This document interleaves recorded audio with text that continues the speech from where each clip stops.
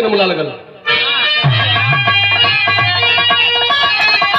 जी जल्दी तनी बीजू के आओ आके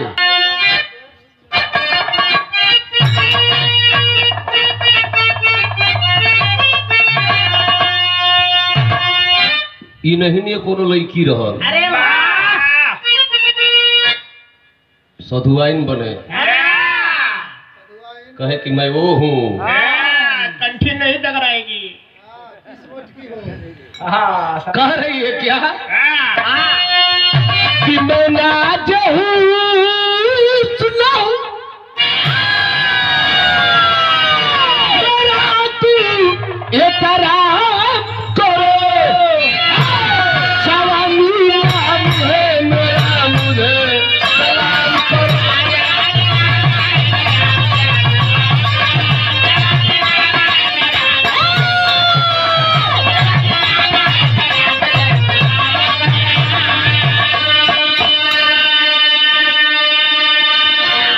हम कहते सलाम करो कि तुझे सलाम कह दिया श्री राम भैया सलाम करूंगा कि तुझे सलाम मगर एक काम करो तू अपनी मस्त जान हमारे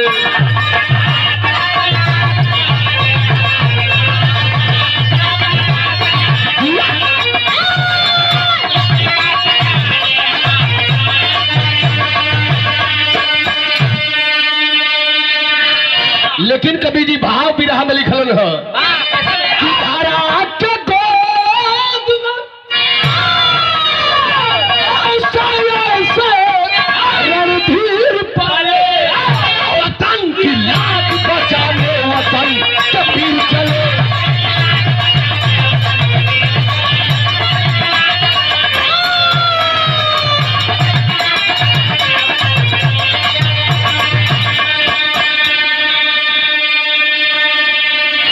धरा के गोद में ऐसे ऐसे रणधीर पले वतन की लाज बचाने वतन के पीर चले। ई हमेशा मेरे बिरहा का शुरुआत हुई बलिया जिला का वीर गवैया बाला चाचा कौनो बनर सिंहन का ताव बर्दाश्त ना करे श्री राम भैया उनकी सॉन्ग गावे ना बनरसिया कुल स्वर्ग में गई लो अभी खूट नहीं अखाड़ा बनू भैया आज अभी जे तरह कला हम चौधरी की पुत्री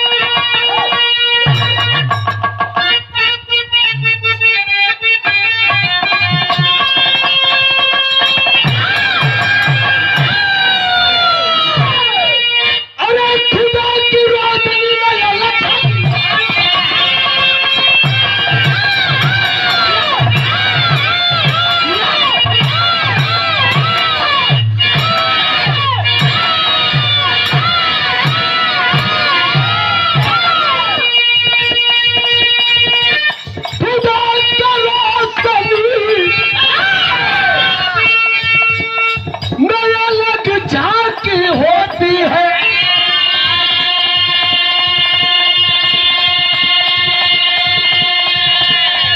लकीर पत्थर जैसे ब्रह्मा की टाकी होती है खुशी से दिए है फुटाकर उसको लग रहा है बड़े को काकर के ना छोटे को ठुकरा है समझता हीरा तो खजाने पाया जाता खुशी के लेकर वो जीवन गवाया सच्चा सपूत का वतन के लिए मरता है खून के कदरों से माता का यह चला सच्चा सपूत का वतन के लिए मरता है सपूत का वतन के लिए मरता है खून के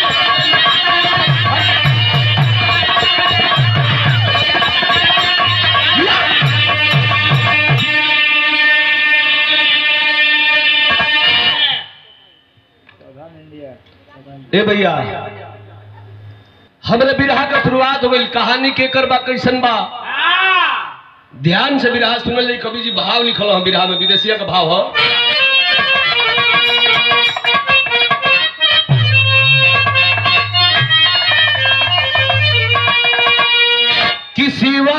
राज शांति अरे दुई प्राणी रहले देवा घर में अरे दिहले विधाता नाही ये बाबू ये कहू लाला नवा अधन संपत्ति से बाबू अरे उनकर घरवा भरल रहे अरे एगो पुत्र बिना हरदम है उदास रहे मनवा।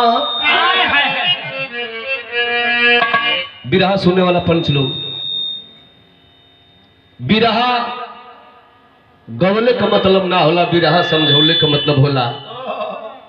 बिरहा सुनले का मतलब ना होला, बिरहा समझले का मतलब होला।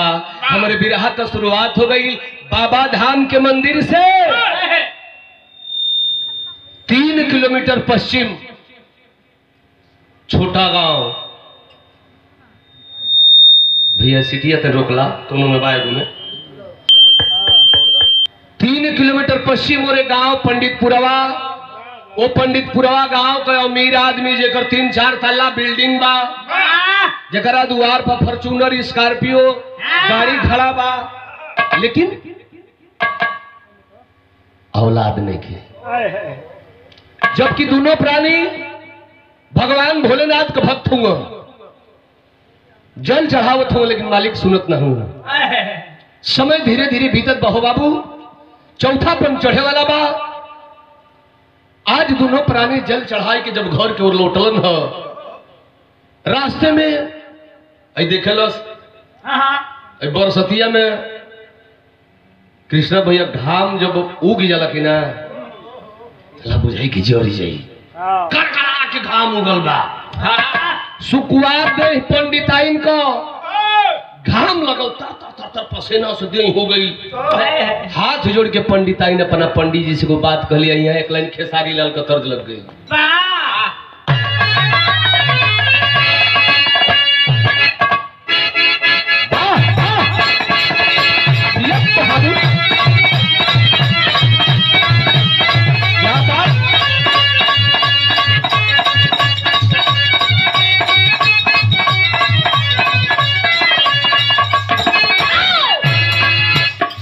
खेसारी भाई तर से डोले रहलन,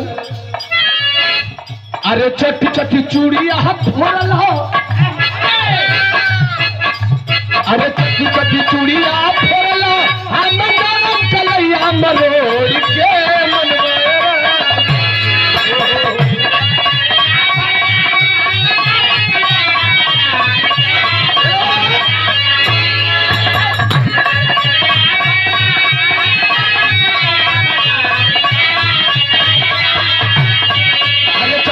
चूड़िया फोड़ा हम कलैया मरोड़ के अरे बता खटिया पतिया तोड़ के।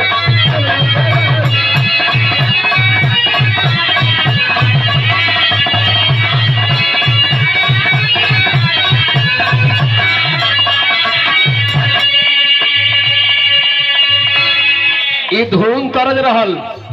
बिरहा सुनने वाला भैया बाबू माता बहिन लोग, बिरहा से ध्यान न हटावल जाई। पंडिताइन अपना पंडित जी से कहताड़ी, अरे तो हे पाराइन की सुनाए पार, अरे तो हे पाराइन की सुनाए पार, नहीं गई हमें छहाई हो लागल सुनाए।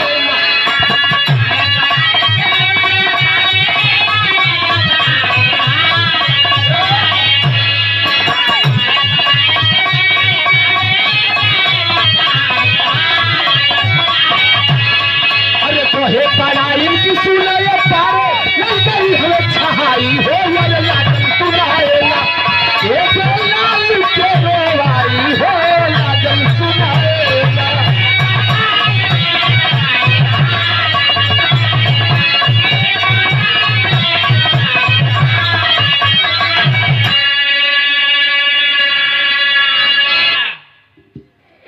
दोनों प्राणी आम के पेड़ तर बैठ के हो बाबू देखा हाथ हवन जंगली एरिया बा,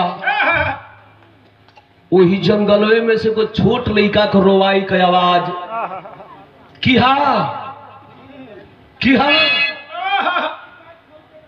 लड़का को रोवाई के आवाज पंडिताइन के कान में गई। कलिए जी सुनता नहीं हो ये देखी ना कौन लड़का रोवा था, दोनों प्राणी अकनत अकनत अकनत वो लड़का के लगे गए।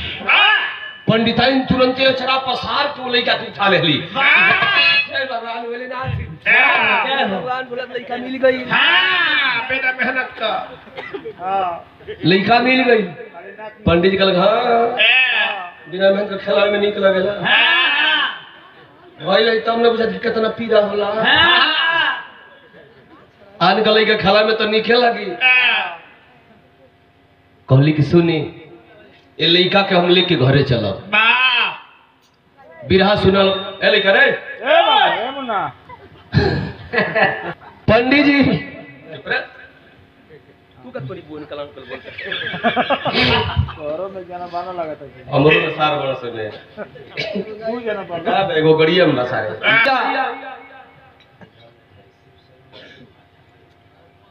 और गरिया लो पहचान दे दिल दोस्त सारे तो ए भैया दोनों प्राणी उठा के वो पागल बेटा के लेके घरे अइलन।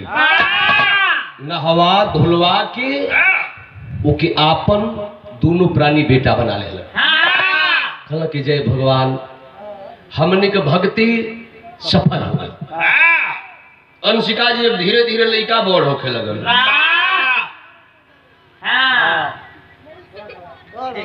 8 बरिस के भइल पावल बेटा 8 बरिस के भइल। धीरे धीरे समय बीता था। ध्यान दे जी बतौली कि कहानी एकदम फिल्म की स्टोरी जी से बढ़त जाई। ध्यान दिली तो कहानियां शीशा जी सन झलक जाई। 8 साल का भइल हो बाबू अतबले भगवान भोलेनाथ जवन ओ माई शांति पंडिताइन के गोद में दिले रहल बेटा के उहे दुनिया का मालिक वो लइकवा के जिंदगी में जौहर घोर देला। जौहर का घोरलन है ये हमें से बिरहवा हमार मोड़ लेता है। जौहर का घोरल बाबू तर्ज बदल गई।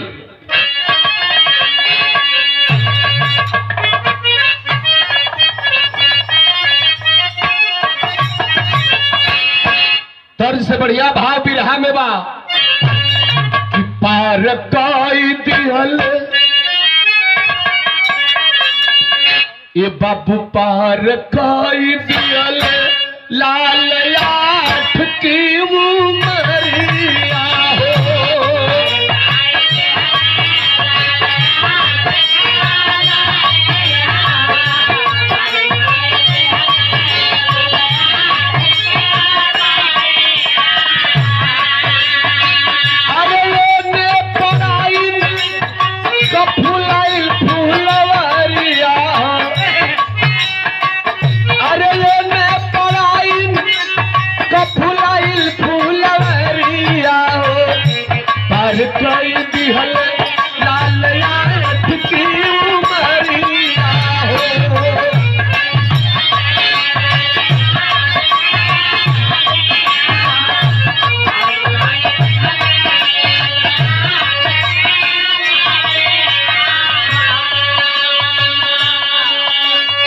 भैया 8 साल का लइकवा भइल तो भगवान भोलेनाथ वो शांति के गर्भ से एगो बेटवा का जन्म दे दिल। जितना भैया लोग बिरहा सुनो तारा लोग भोजपुरी में कहावत कहेला कि आन को मेहरारू ए अंशिका अपन लइका सब ही के निक लागल। भोले ने 8 पेड़ होखे। आज पंडिताई जब अपने बेटवा का मुंह देखली हो तो अपना पंडित जी से कहली ध्यान दे जाई। अरे कहली पढ़ाई कहली पढ़ाई आगे बढ़िए झमेला।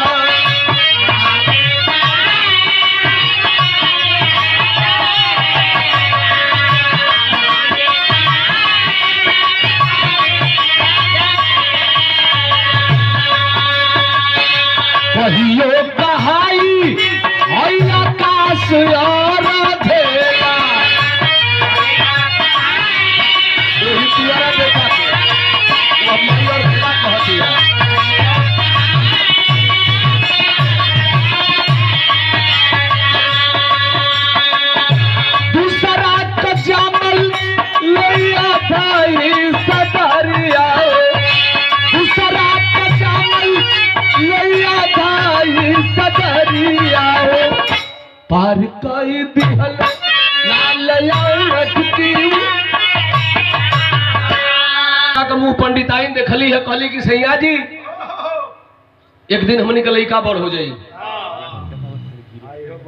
उहो बड़ हुई जौना के पौले बनी जा, हमनी के लइका का आधा हिस्सो लई और रोज लड़ू पटाखा करी। ऐसे बढ़िया बा कि अब हमनी के भगवान बेटा दे दिहल तो ओके हटाओ ओके। तो पहले तो पंडित जी मोह कैलन, लेकिन ये अंशिका जी मेहरान के लगे कहीं चुमक खड़े रहे दुनिया में हत्या मर्डर कुल करावा था जो 9 बजे के बाद काम करेगा, जौन माई बाबू पैदा करतन, चाहे आप लोगों की चाहे हम, ये हने के चलते ये भैया लिपस्टिक के चलते माई बाबू का आदमी छोड़ के अलग हो जाता है। प्याज की बोकल ने छील के फेंक दे, माई बाबू से कोनो मतलब लोग नहीं रखत। आज देखो शिवराज पंडित जी को मेहरारू शांति ओह मौका पर कल से जहां आए मौका पर गाड़ी लड़े वाली सुनी मर्द दुए नस कहलो। कमन भैया एगो मोटकी नस एगो मेहनकी नस, जे यहाँ बिरहा सुनता उ सब मोटकी नस वाला बा, हम मेहनकी नस वाला घर से बिरहा सुनत लोग बा। जाड़ा में मेहरारू चाप दे प्लास्टिक की नाथने पुतरा जी जाई रामकोल के अंशिका के नहीं खत्म मोबाइल है ना, यही जरा रामचरितमानस पाठो पढ़ो जी बिरहो सुनो जी।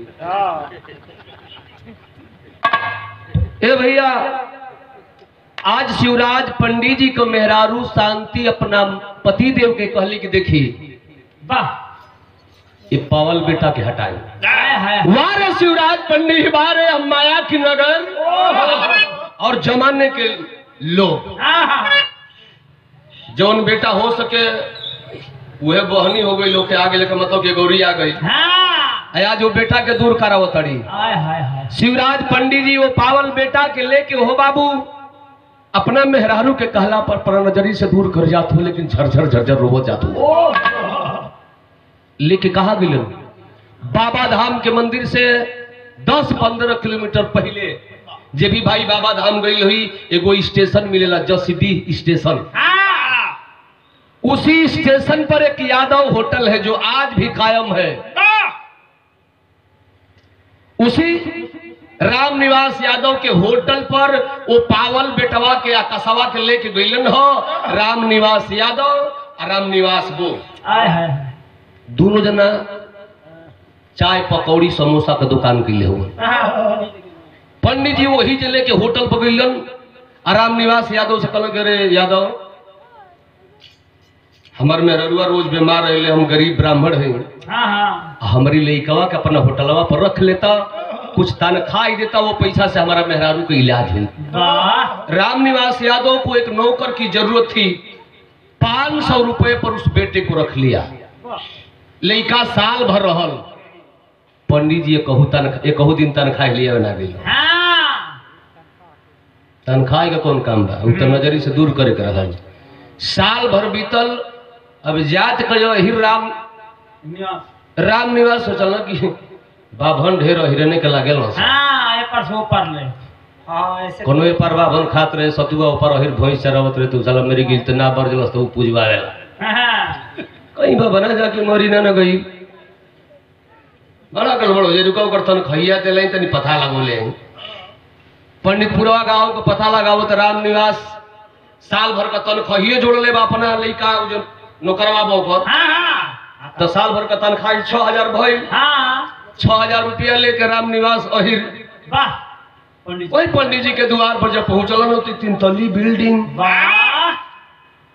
एकदम कृष्णानंदनिया, वैसे ही एकदम चकाचक रोड पर मकान, घोरिया वाली कुर्सी पर पंडित जी बैठल हुआ।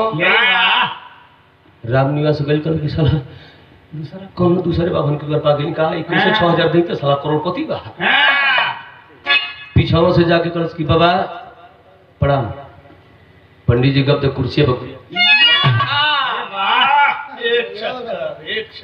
एक चक्कर कुर्सी पे घोरिया कैलन हो। क्या अरे यादव कैसे बाबा बाबा ये लो। हाँ तनखैया है लाई 2-2 हजार वाले लड़का बाप का 6,000 रुपया निकाल के यादव धरा रहा है पंडित जी को। कहा कि हाँ यादव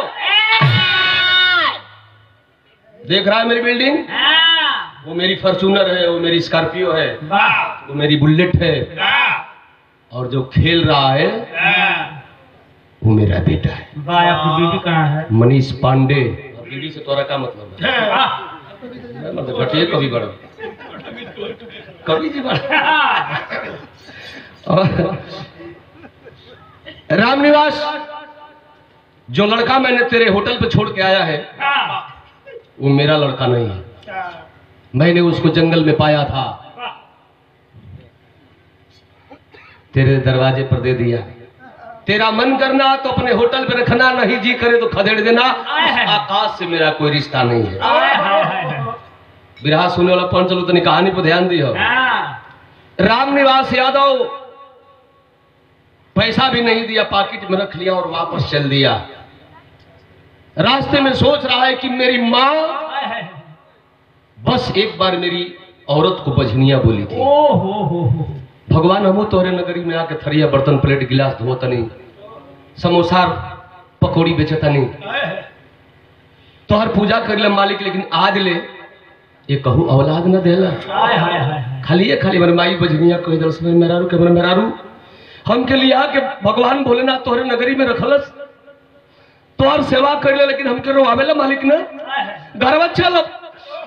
घरवा चलब मलकाइन से बतियाई, आकाशवा के आपन बेटा बनाई, आपन बेटा बनाई। घरे गईलन, मेहरारू से सारी बात बतियोला, कहला कि आकाशवा आज से ही तोहार बेटा हो गई। क्या बात? लड़का चाहता ना, ये पंडित जी का लड़का ना, पंडित जी के जंगल में पल, अब एक के हमने का आपन बेटा बनावे के। बेटा के पढ़ावे लिखावे लगलन, धीरे धीरे लड़का पढ़े लगल, इंटर पास कैलस। इंटर पास जब कैलस बाबू, आ गई महीना सावन का, कांवरिया बम अपन अपन कांवर सजवले चलल हुआ, तो बिरहा में टेरी के भाव लग गई।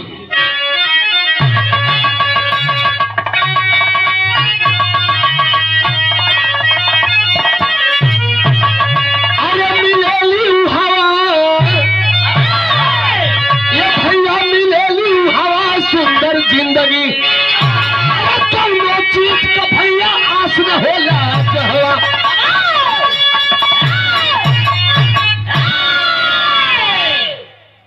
कौनो चीज का भैया आस न होला जहवा, तो मिलेली उहवा सुंदर जिंदगी।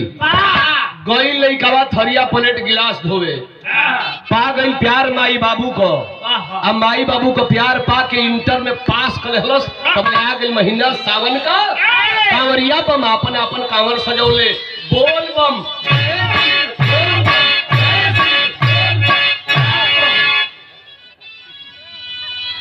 कुल बम चल रहा, कैसन कैसन बम लोग जाता।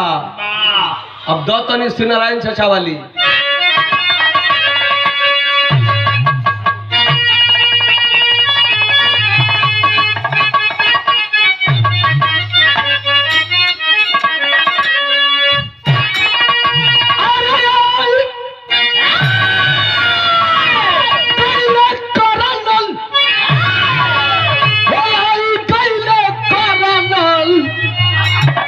होटलवा पयाई गईले करनल, बाबा धाम का मेला जगमगाई है।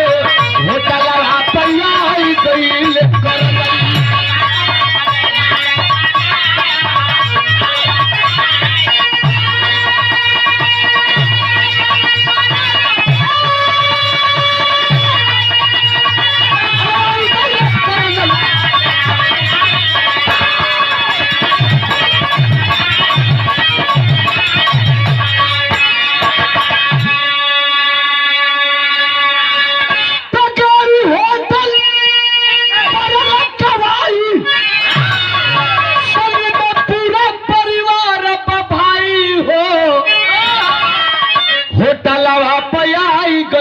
करनल पूछे लगल बात या कुलाए हो, अरे होटल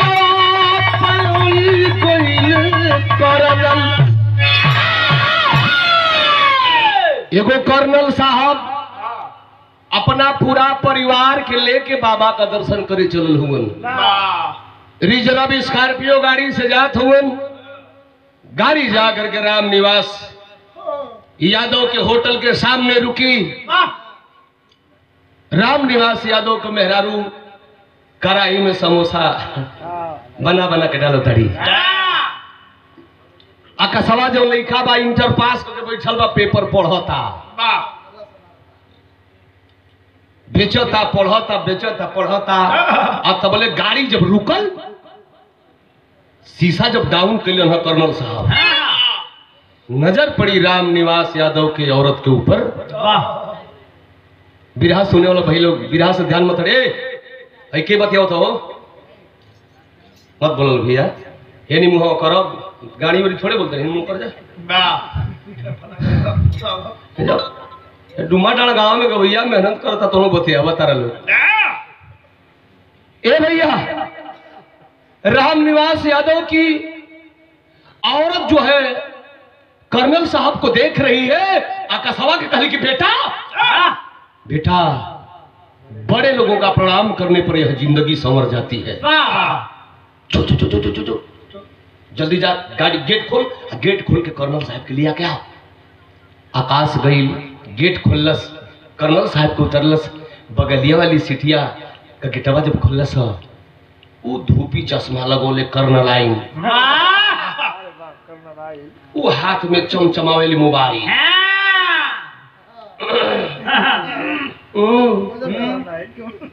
कर्नल आइन इतना गोर बुझाओ कि खुद दिल खून बह जाए। गेट खोलस साहबाइन उतरल भाई चिरंजीव कर्नल साहब की मलकाइन के लिया कि होटल में आई जग में पानी गिलास पंतुआ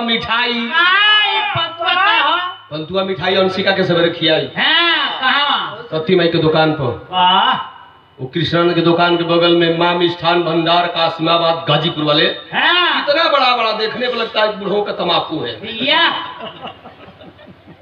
साला मंगाहू में लाज पंतु रसगुल्ला ये रही सही जिया बन रही बिचाव में तरी डाल डाल से रंग बिरंग का एक कसोरा अमिताभ भाई के मिलेला उहे पंतुआ मिठाई धैले बा कर्नल साहब का है कि पानी पियो देख रहे उस बेटे की सूरत को।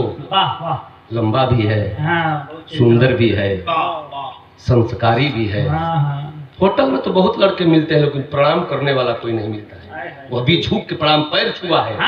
कल के मलकाइन ये आखिरी साल है 5वां साल हमारी बनी तोहरे होटल पर आए बारी हमारे मलकाइनो आ गई ना मल मलकाइनो कल हम चलो तले ले ली चल तू चल चल तो ऐसा तुम जना नहीं है जा तो तू का सोच रहे दोनों जना चली ली है जा। अच्छा ये बताओ भाई लइकवा तोहर नौकर हो कि तोहर बेटा है।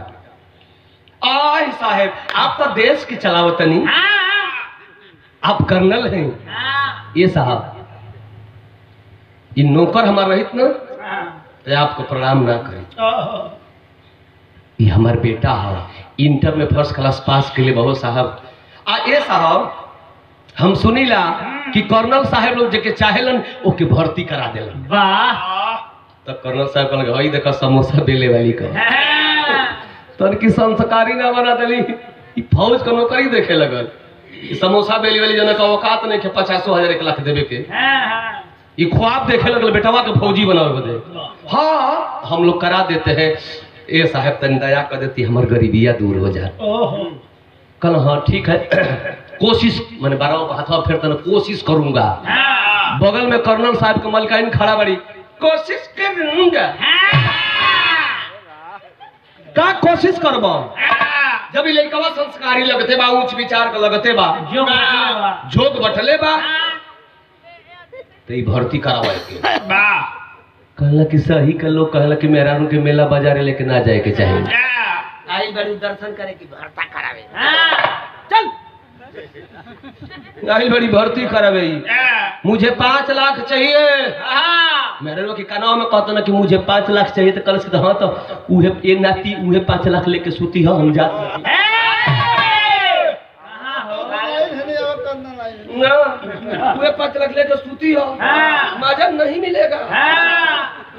कहना की तो परेशान करी कहल बड़ी कह तरीके हम आइल बनी पूजा पाठ करे तो एगो पुण्य क के जाए पुण्य कर कहला के ड्राइवर गाड़ी चालू कर बैठा के लेके गईलन दर्शन करावे के लेकिन बाहर रे कर्नल साहब को मलगनी अपन चपला वही काट दिया ड्राइवर से कलश की गाड़ी लेके तो रुकी है नहीं तो नौकरिए से बर्खास्त कर दी। तो बड़े बड़े अधिकारी को ड्राइवर का मलिकार के होला वनी के मेरा पहुंचल हो बाबू आज जब पहुंचल तो भैल का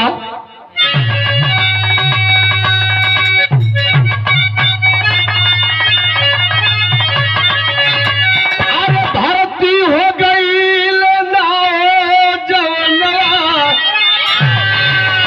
अरे भारती हो गई ना हो जवनवा भारती हो गई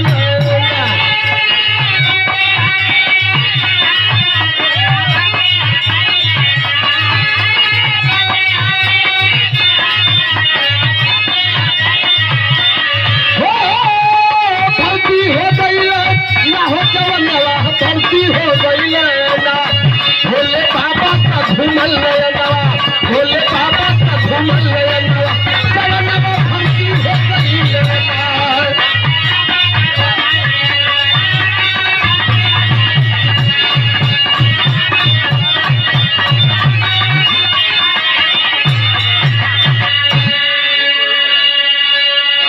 आकाश आर्मी में भर्ती हुआ ट्रेनिंग को पूरा किया नौकरी भी कर रहा है। मित्रों विराज सुनने वाले भैया बाबू धीरे धीरे धीरे धीरे 3 साल नौकरी अपनी किया है। नौकरी 4थे साल में प्रवेश कर रही है। एक दिन मिल गया कर्नल महोदय साहब से साहब जहां आप मेरी ड्यूटी लगाए हैं वहां की ड्यूटी मेरी पूरी हो गई अब कहां ड्यूटी लगा रहे हैं।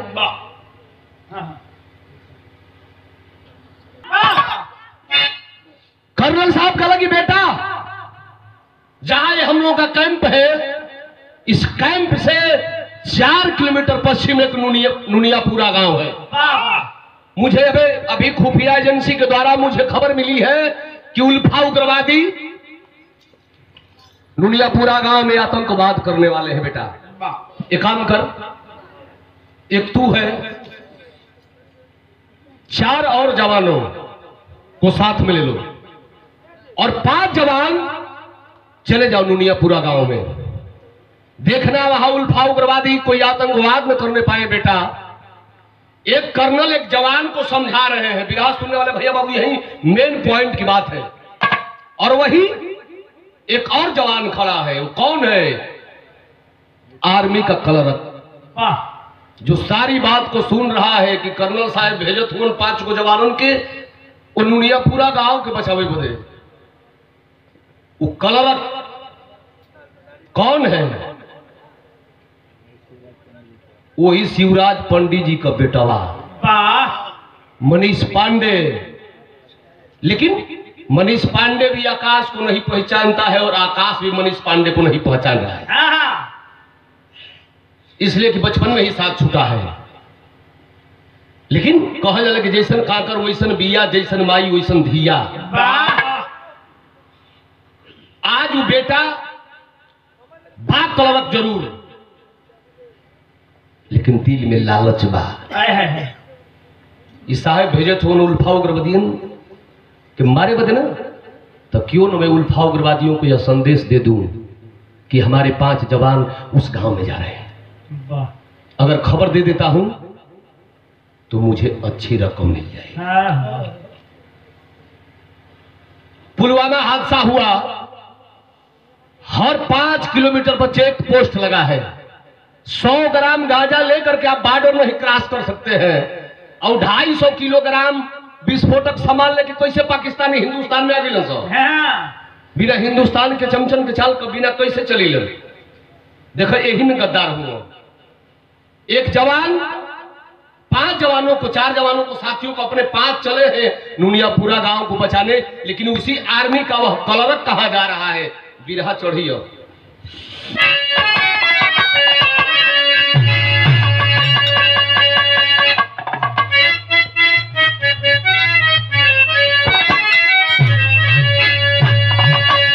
तनी हमरे रामनाथ गुरु वाली दे दो। हाय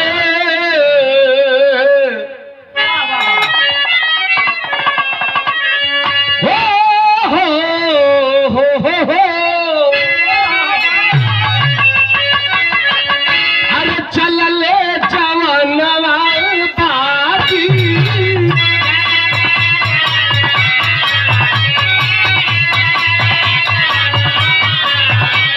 अरे करे अपने संगवा बाजी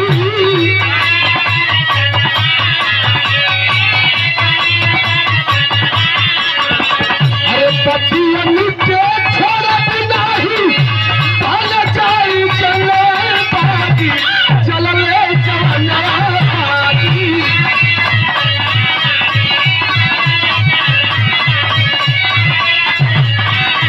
अरे पतियन के छोड़ब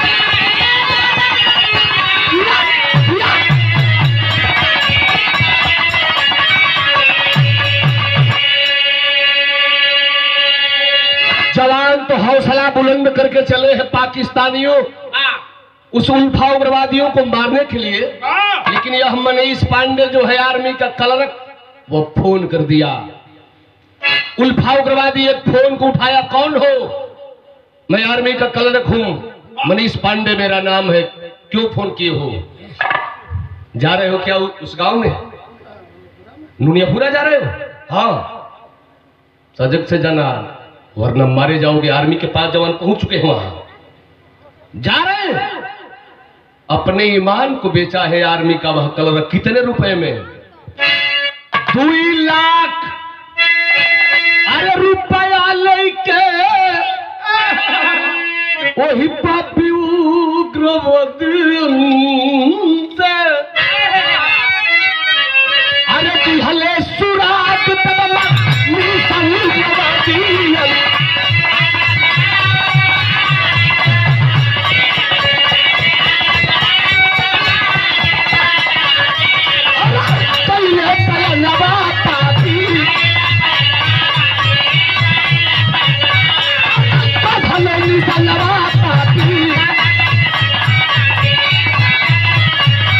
अरे भाई ने सही बच्चा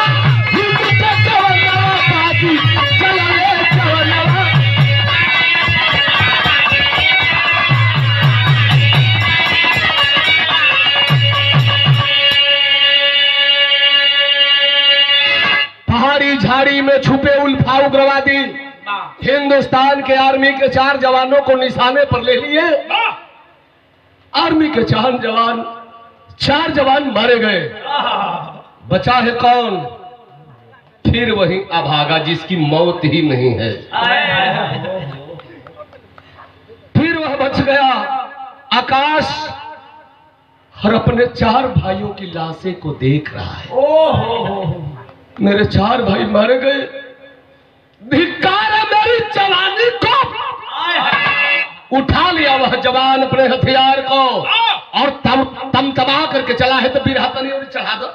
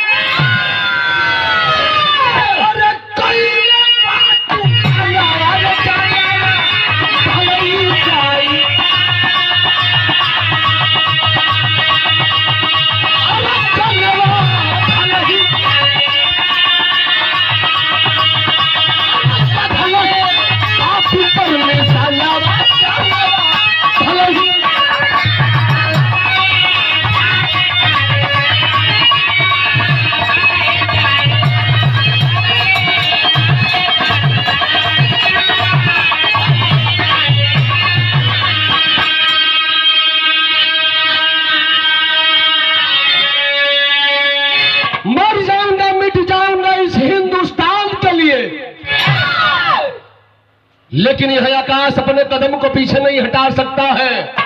हौसला बुलंद है उस जवान के सीने में और अपने स्टैंड गन को लेकर के चला है। एक बात सोच रहा था वो फौजी, ख्याल करेंगे बाबूजी,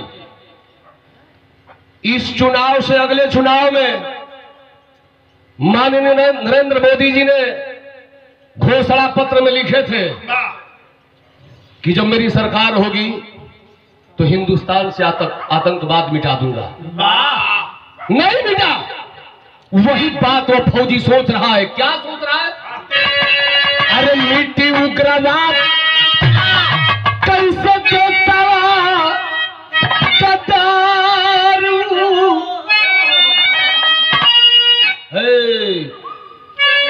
आतंकवाद कब तक मिटेगा मेरे देश का? तब तक उल्फा उग्रवादी बारूद का गोला लेकर के और बम का धमाका कर दिए। बम का धमाका जब कैले ने बाबू बिरहा पर ध्यान में है, उस बारूद की चिंगारी चली है। वह चिंगारी जाकर लगी कहां कि मिट्टी उग्रवाद कैसे दसवा गद्दारू। दो चिंगारी चली है, लगल कहा आकाश का दोनों अखी में जाई खिल लगल हो बाबू।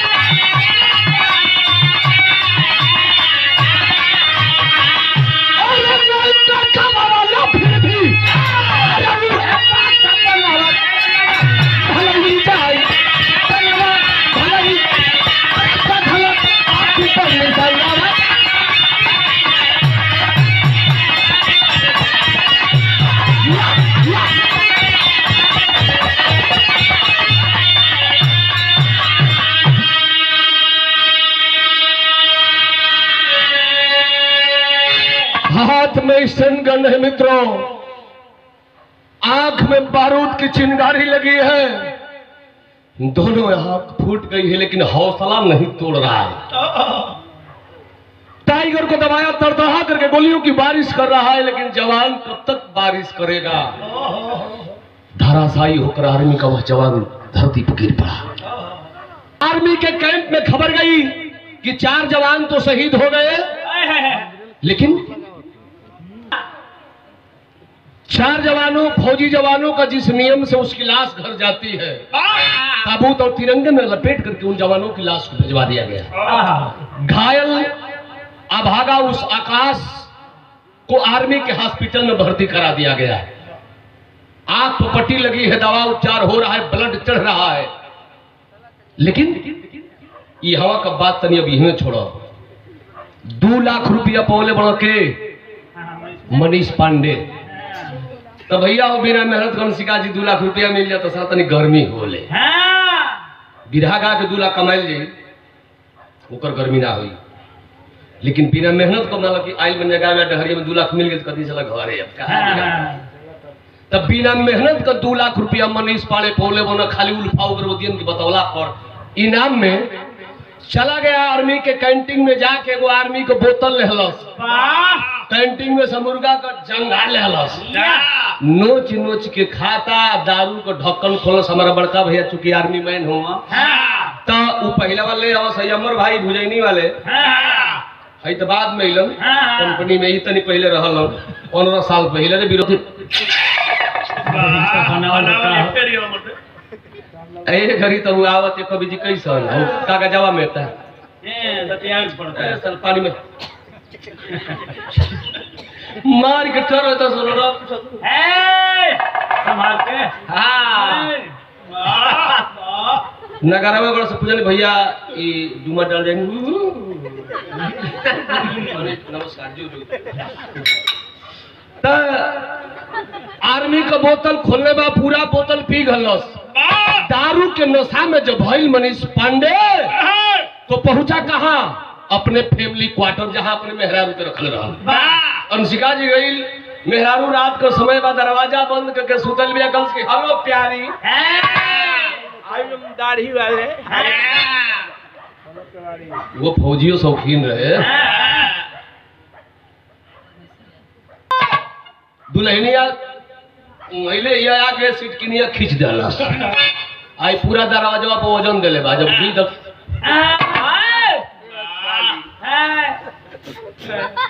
नहीं को फुट गई कैसन बात लाल लाल रे बिना सुना सुपर फूट गई कलश की सैली झटके में खोल देती है। तेरे को समझ नहीं आया कि मैं आई एम सच्चा हिंदुस्तानी के नशा में इतना है भैया। दुल्हनिया कलश की सैया जी कौन रस कलश दिए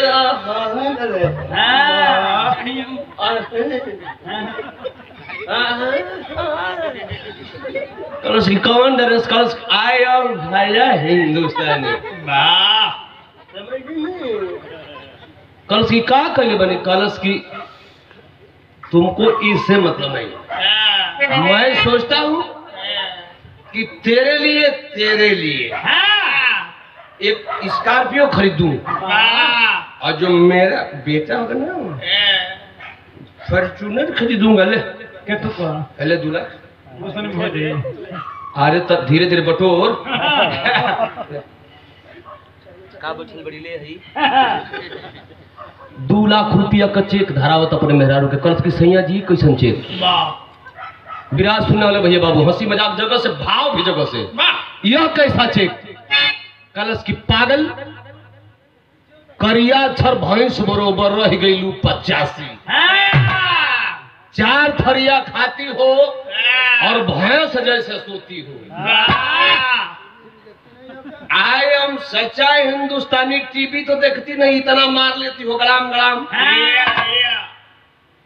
हिंदुस्तान के 4 जवानों को मैंने इसी 2 लाख रुपए पर जान से मरवा दिया। आई एम सच्चा हिंदुस्तानी। इतना ही नहीं एक फौजी की मैंने दोनों आंख को भी फोड़वा दिया। आय हाय हाय इसी 2 लाख रुपए के चलते बिरहा सुनने वाले भैया बाबू पहले जब आप फट गई हो तुरंत वो दुल्हनिया का कल मारे पति बाप तब तो सापत आप तो आरती उतारने लायक है। सोच रही हो वीरांगना पांडे कि मैं फौजी खानदान की बेटी हूं, मेरा बाप फौजी था, मेरा भाई फौजी था, जो मेरा बाप सरहद पर ड्यूटी करते हुए शहीद हुआ। आय हाय हाय मेरी शादी करने के बाद बॉर्डर पर मेरा भाई मारा गया और मेरे फौजी खानदान वाले मेरी शादी एक फौजी से किए कि इसका सिंदूर इस देश के काम आएगा। और ये नाटक कर रहा है, देशद्रोही मेरा पति कहता है। कलश की सही रुकिए पतिदेव, आप मेरे स्वामी हैं, पतिदेव हैं, जरा मैं आपकी आरती उतार लूं। उतार लूं? इतना नशा में हो कि देखल जन पीला सारा मुड़िया निहरा के लख वही तरह मुड़ी गोत दिलवा को लार पोटा गिरता। ऐ वीरांगना पांडे कौन आरती लेके आई घरवा में से भैया, इहमें तो सुंदर भाव है, बताओ।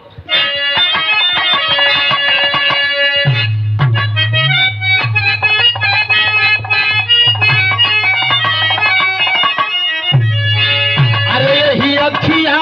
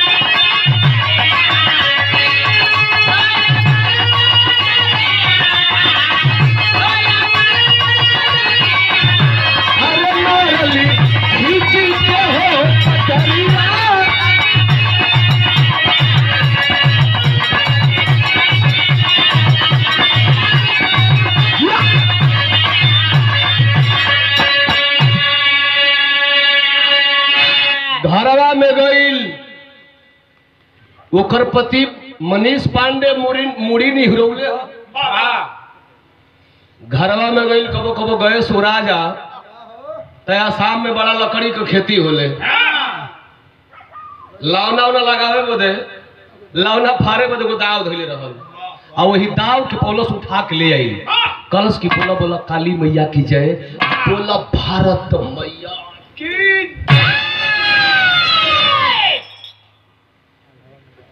ऐसा लपेट के मरलस की लोरकिया में गावल लोरकिया वाले की मुड़िया गेना नियर डगरा गच के देहुर गइल मार दहस ऐसा हचार दिन की गिर के सार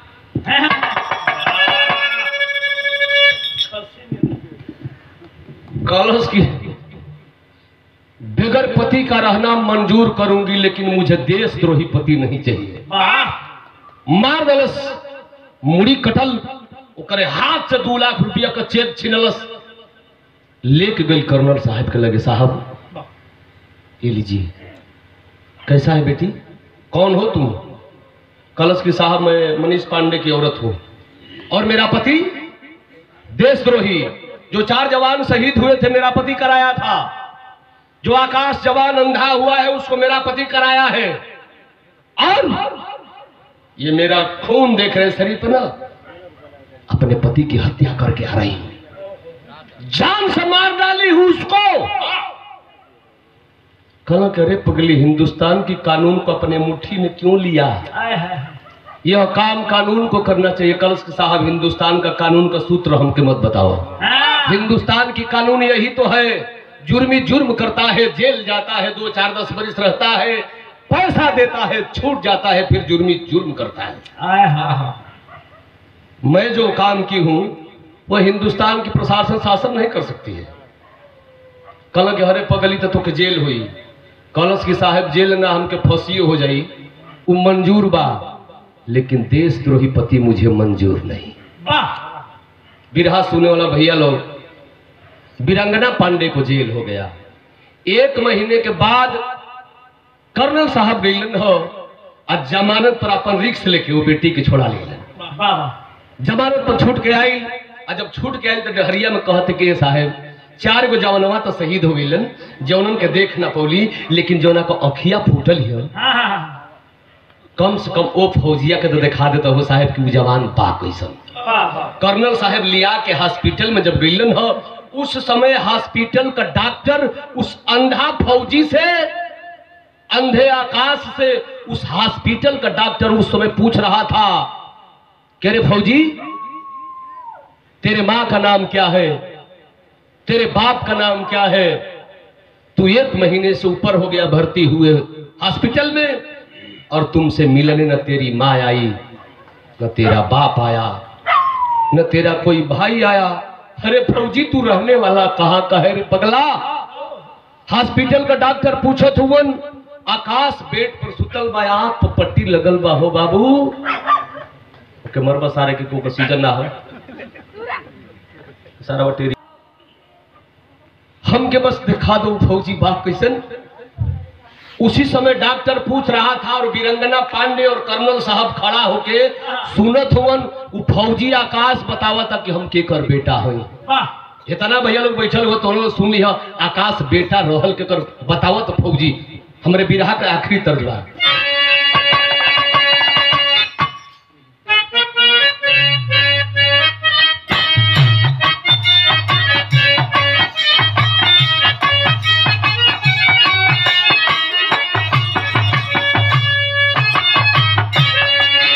बेड पर सुता है फौजी रो रहा है साहब हमारा दुख भरल कहानी के जानल चाहत साहब हमारा जिंदगी का बहुत दुख भरल कहानी बहुत साहब हम के कर बेटा आई सुनन एगो भाई बाबू साहब एगो माई बाबू ये साहेब झड़िया में फेंक दिहल झड़िया में फेंक दिहल दूसर बैली हलिया पा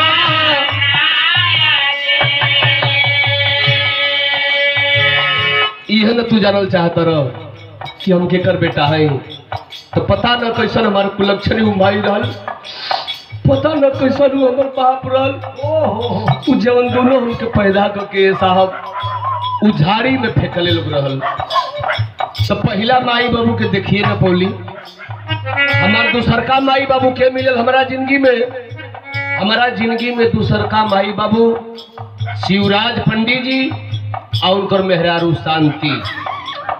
उहे लोग बाबा का दर्शन करके जात लोग रहल, हमरा के उठा के घरे ले गइलन जा। ए साहेब हमार 8 साल ले पालन पोषण कैलन जा। आ तबले ओ माई के गोदी में भगवान ने एगो बेटा दे दिलन जेकर नाव पड़ल मनीष पांडे। इतनी बतिया वीरंगना पांडे सुनो सर, ये तो मेरे परिवार का नाम ले रहा है, मेरे ससुर और सास और मेरे पति का नाम ले रहा है। ये तो आकाश मेरे परिवार में 8 वर्ष रहा है, ये तो मेरे घर का सदस्य है। और ख्याल से सुनने लगा। अच्छा देखिए तो आप का बतावेला कलश के साहेब, पहला माई बाबू के देखिए ना पौली, दूसरका माई बाबू पंडिताइन, तीसर माई बाबू के मिलन, तीसर माई बाबू ये साहेब मिलल होता मिलल हमरा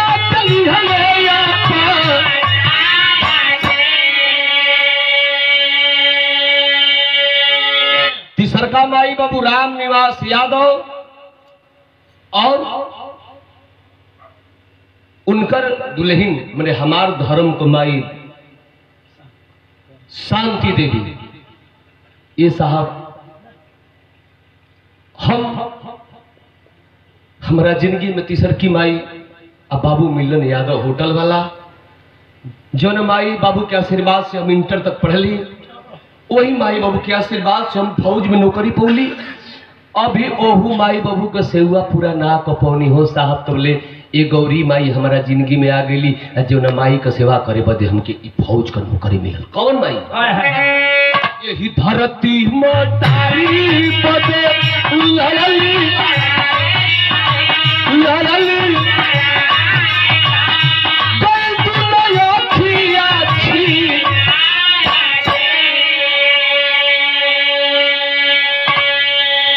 यही धरती माई का सेवा करे बदे हमके फौज का नौकरी मिलल, जैसे नीतीश यादव के मिलल है। नीतीश का सेवा करे बदे, देश का सेवा करे बदे फौज का नौकरी मिलल है। फौजी जवान सरहद पर जगता है तो हमारे हिंदुस्तान के लोग अमन चैन की नींद सोते हैं। आज फौजी नहीं होते तो पाकिस्तानी और चीन वाले घूस घूस करके हिंदुस्तानी लोगों को मारते। बाबू हो तो पुरस्कार पूजनी हमारे बड़े भैया के प्रणाम बा, सकल पंचों प्रणाम बा। ए भैया आखिरकार इतनी बात जब फौजी बतौलस, आकाश सारी बात के वीरंगना सुनलस। कर्नल साहेब का बहिया धैलस, हॉस्पिटलवा से बहारा लेके गई। अब बहारा ले गए तो कहलस का बिरहा में अल्लाह का भाव लग गई। चावल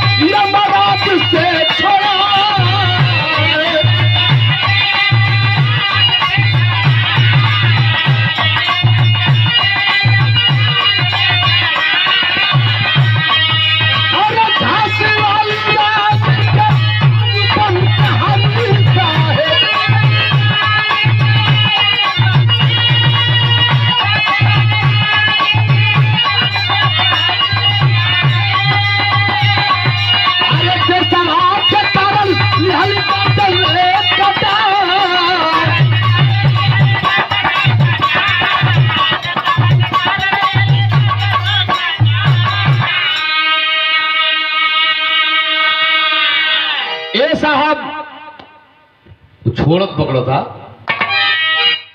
साहब। कलश के साहब मुझे नेत्र शिविर ले चलिए। कहा क्यों बेटी? कलश की साहब ये जो आकाश है ना, जो अंधा हुआ है, सर मैं इस जवान के लिए अपना नेत्रदान करना चाहती हूं। कल के आखिर तेरा और आकाश का क्या रिश्ता है? कलश के साहब कुछ और रिश्ता नहीं है, लेकिन यह जवान ठीक हो जाएगा साहब ना, तो सरहद हिंद की रक्षा करेगा। फौजी फौजी है। कल छोड़ो ना बेटी, क्या है सब चक्कर में पड़ती हो? कलश छुपावत थे ना बताओ थे वही। कलश के साहब हम के ले चली, नहीं तो नेत्र शिविर हमार जहू आवेला। कर्नल साहब लेकर के नेत्र शिविर गए। वीरांगना की एक आंख निकाली गई, एक आंख दान में देती है उस फौजी आकाश के लिए।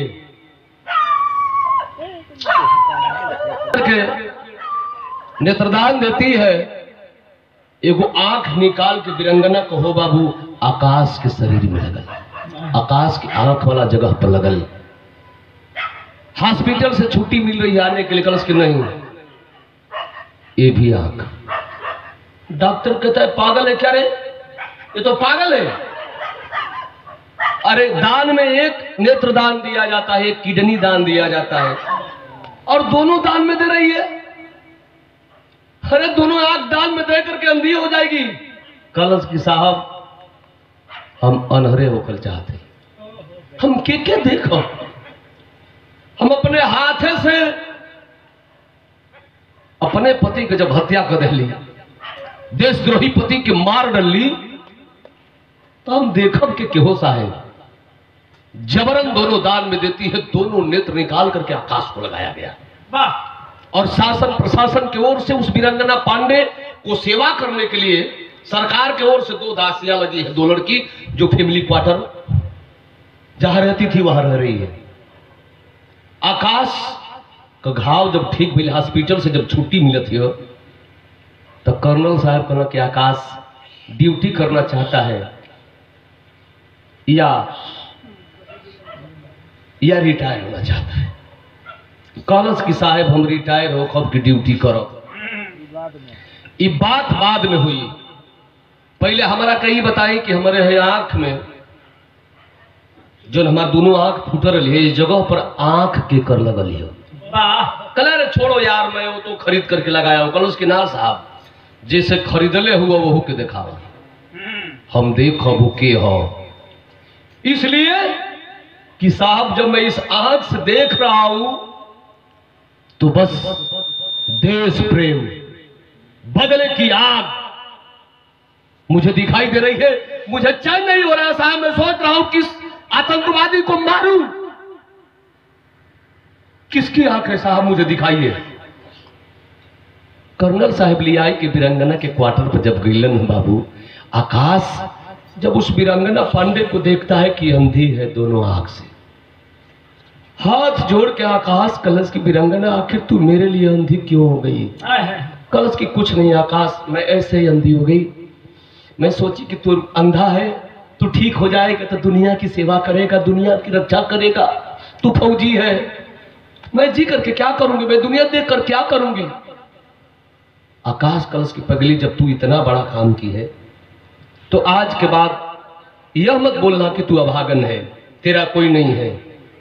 जब तू मुझे दुनिया दिखाई है, रुपया दहेज चाहिए। आए अनहरी के लिए जीवा तोरा गाँवों को लोग ताना मरी है। आकाश कलश की ढेर गुणनखंड का सूत्र मत पढ़ाओ। तुम्हारे सामने 2 शर्त है, या तो तुम हमसे शादी करो वरना अपना नेत्र वापस ले लो। जब नेत्र वापस देने की बात वह फौजी बोला तो उस समय वीरांगना हाँ करती है, शादी करे के तैयार भई। तब 2 फौजी जवान के कर्नल साहब भेजल जसीडीह स्टेशन राम निवास यादव और राम निवास यादव वो दोनों जना गईलन आसाम।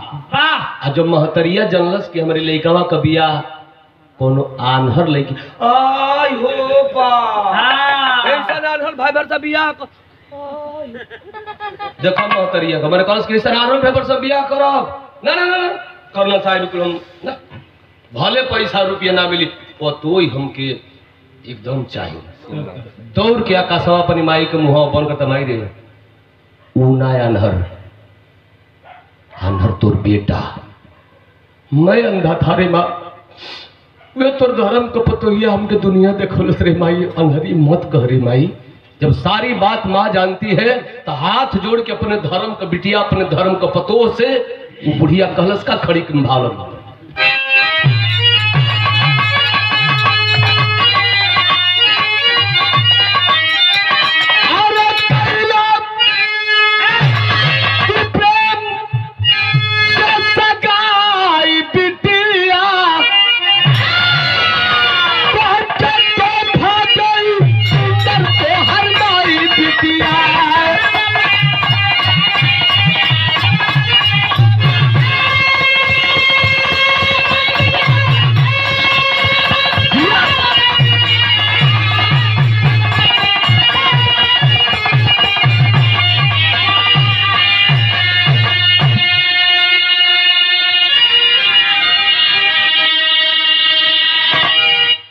तू प्रेम से सगाई बिटिया तोहके तोहफा दे सुंदर तुहार पतोहिया हंसे लगल वीरंगना पांडे कलश की अम्मा जी हमके तोहफा देबू तू हमके तोहफा देबू वो आपकी लइकवा के जो हम अखिया दिले हैं वो अखिया मारे के ना दिले हैं चौधरी कि पुत्ती देखब पुत्ती ना देखे पुतंग देखे के कहलस कि माई आपके लड़का के जो हम अखिया दिले हैं वो आँख से कई बदना दिले हमके तू का देबू हमारा अखिया मांगती या वही खातिर बेचैन बड़ो का चाहिए हमके कि तोहफा में चाही हरदम दुश्मन के मराई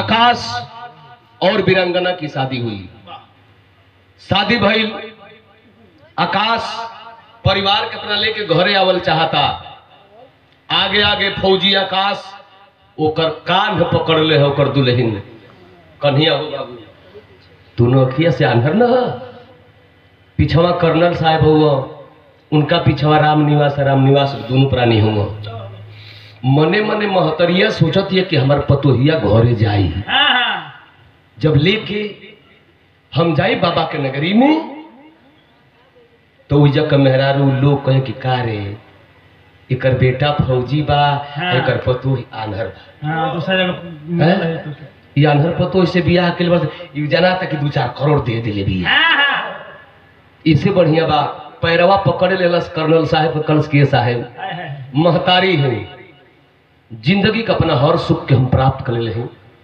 हमार पतो ही हमार धर्म का बेटी भाई हमारा घर का लक्ष्मी बा दोनों तो ना दे पाई बहुत साहब लेकिन माई है तो अपने पतोहिया बदे तो एगो तो हम दे सकीला ना अरे वाह वापस कर्नल साहब को पकड़ करके लौटाती है आर्मी के हॉस्पिटल में गई वो महतारी अपने पतोहिया बदे एगो दान देलस रखिया आसास पतोह के कई पत्थरे का दोनों के आंख लगल आजकल बड़ा सिस्टम चलल बा कई पत्थरे का आंख लगी कई ओरिजिनल आंख लगल ओकरे बाद आकाश अपने परिवार को लेकर के घर आया और छुट्टी बिताने के बाद आज भी आसाम में ड्यूटी कर रहा है आखिर लाइन बाबू